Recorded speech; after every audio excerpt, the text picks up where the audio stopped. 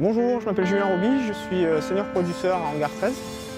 J'ai commencé à travailler dans le jeu vidéo il y a 19 ans en tant que testeur. En fait, je voulais travailler dans le jeu vidéo depuis que j'étais petit, donc c'est un peu un job que je voulais faire depuis que je suis gamin. Et donc j'étais testeur, ensuite designer, ensuite j'ai commencé à travailler en tant que producer. Et donc ça m'a fait un peu bouger à travers le monde. J'ai commencé à travailler en France, ensuite en Australie, et là j'ai rejoint donc Hangar 13 l'année dernière. Le truc qui était assez intéressant en rejoignant ce projet en tant que Français, en fait, c'est qu'on se rend compte qu'on a une vue sur le monde qui est très dépendante de l'endroit où on vit. Et l'année 68, c'était un truc qui s'est un peu passé dans le monde entier, mais l'année 68 aux États-Unis par rapport à l'année 68 en France, ça reste quand même assez différent. C'est vrai que c'est une histoire que tu ne réalises pas nécessairement quand tu habites en France. Et ensuite, quand tu viens ici, que tu discutes avec les gens, que tu fais ces recherches pour un jeu qui se passe dans cette année-là, ça te permet de te rendre compte de pas mal de trucs en fait.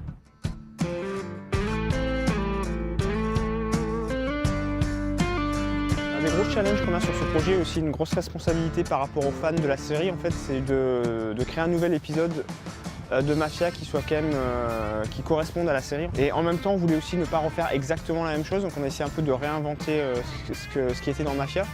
Mais les choses qu'on a essayé de reproduire, en fait, qui pour nous étaient importantes dans Mafia, c'est la narration qui est très très forte dans le jeu. Et aussi cet esprit un peu de vivre dans une ville qui est très iconique et qui se passe à une époque assez charnière de l'histoire américaine en 1968, où il y avait tous les problèmes de racisme, de ségrégation raciale.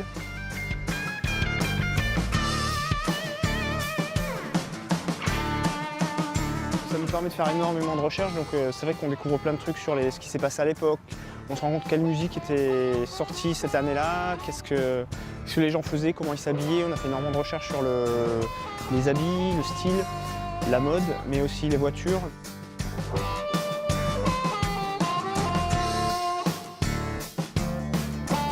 Sur un projet comme Mafia, c'est que c'est un jeu qui est assez gros au niveau du contenu. On a une énorme ville qu'il a fallu réaliser justement pour que ça corresponde un peu à cette ambiance Nouvelle-Orléans. Donc c'était énormément de recherches que l'équipe a dû faire et aussi c'est assez motivant du coup de bosser avec une équipe qui est aussi grosse parce qu'on a beaucoup de gens qui viennent de différents pays, donc qui apportent différentes perspectives sur le jeu, sur l'histoire, sur comment tout ça se déroule. Dans ce coin, nous avons les gens qui travaillent sur les highlights et les missions dans le jeu, en fait, donc qui organisent toute la partie justement plus scénarisée du jeu.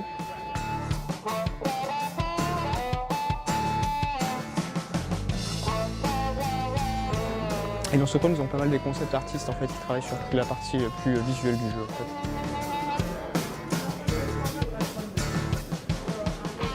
La snack room qui aujourd'hui est un peu vide, c'est un scandale.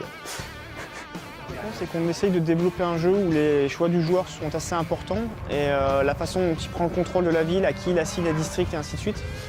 Donc c'est toujours intéressant de développer ce genre de jeu parce qu'au final, une fois que les joueurs prennent la main sur le jeu, tu découvres toi-même des trucs nouveaux sur le jeu par rapport à la façon dont tu joues que tu n'avais pas nécessairement prévu. Donc c'est toujours assez enrichissant en tant que développeur de travailler sur ce genre de projet.